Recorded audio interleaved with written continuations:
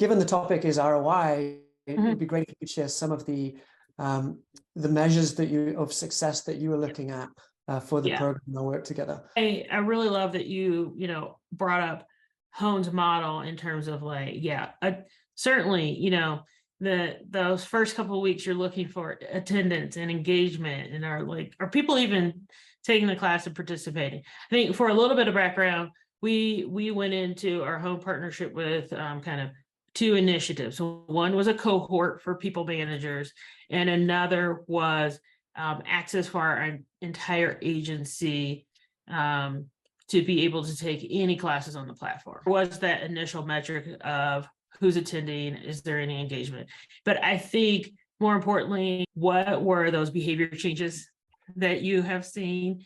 And so the higher level up into that model. So I have a couple of anecdotes I want to share.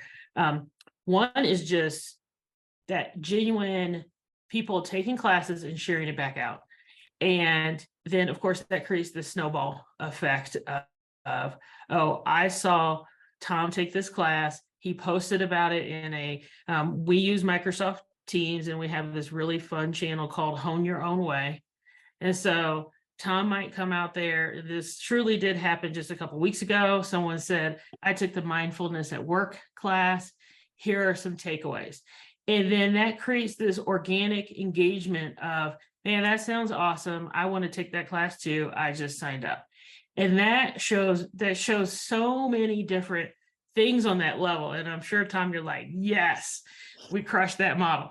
But that shows not only, the effectiveness, the engagement, behaviors are changing. People have actionable takeaways that they're leveraging from these courses. And then we also have this cohort of people managers who went through multiple weeks of the people management cohort. And one of the stories I like to share from that is we had a couple of leaders in the cohort who had a conflict.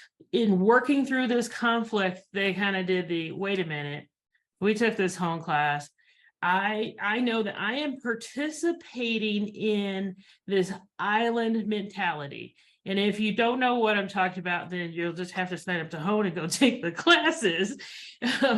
But they knew that, but what I mean by that in terms of island mentality was that I am focused on what is happening to me, only to me, and not acknowledging what are those internal and external pressures that this other person is experiencing that is directly involved in this conflict that is happening right now. And when they took that moment to kind of leverage that Hone training, they were able to work through and find some middle ground in terms of that conflict.